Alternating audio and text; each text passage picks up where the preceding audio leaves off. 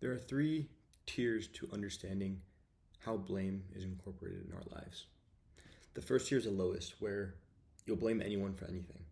And you don't understand that blame, first of all, solves nothing.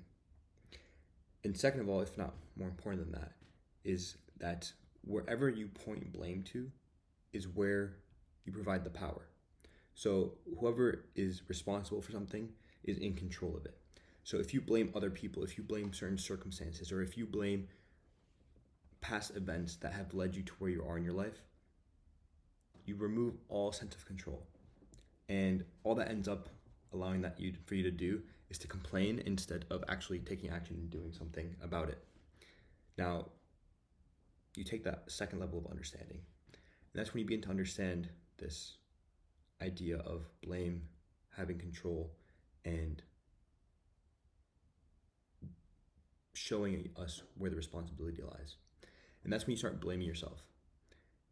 And that's better because it means you understand that you have to take responsibility for what you're doing and the action that you take. But there comes a point where blaming yourself for everything becomes very heavy. And instead of helping you grow and learn, it's a weight that's on your shoulders because everything you do is your fault. And that's a good thing to think of when you want to grow in the beginning, but it becomes overwhelming.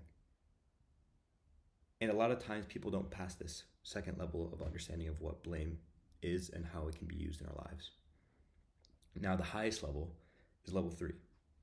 And it's understanding the waste of energy that blame takes in our lives.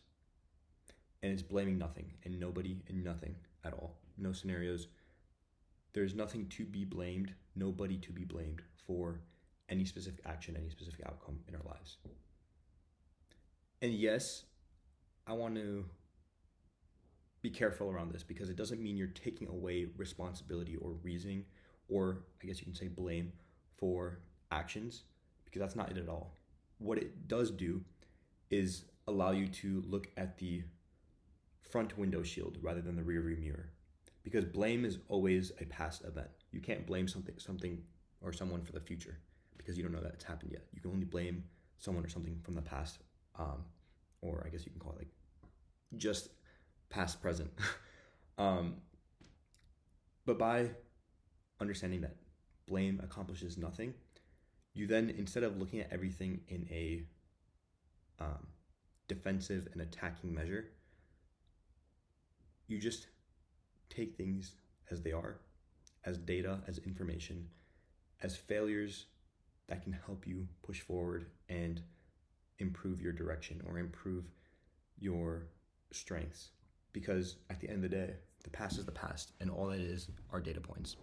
And it's what you do with those data points. Now, some people will choose to point the blame towards others and try to escape it and blame. Some people will try to point it at themselves to give them the responsibility to fix it, which is good until it becomes a weight and a burden on them throughout their lives. And the best of the best realize that there is absolutely no positive benefit from putting blame on anyone or anything. And instead they take the information and they do what the next best thing is to do. Whatever comes their way, whatever thing that may happen, maybe it's unfortunate, maybe it is fortunate. Anything that happens, they take it and they move forward with it and they choose the best next step. Now, I'm not saying this because I am at that third level. And it's very hard to constantly be there. However, there are times in your life where you can start blaming someone or think that you're blaming someone or blaming yourself and realize, okay, wait, let me take a step back. What is it actually solving? What's the solution? And what can we do? That's all I got for you guys today. Stop blaming others. Try not to blame yourself. Realize what you can do based off of the last piece of action you were given. Peace.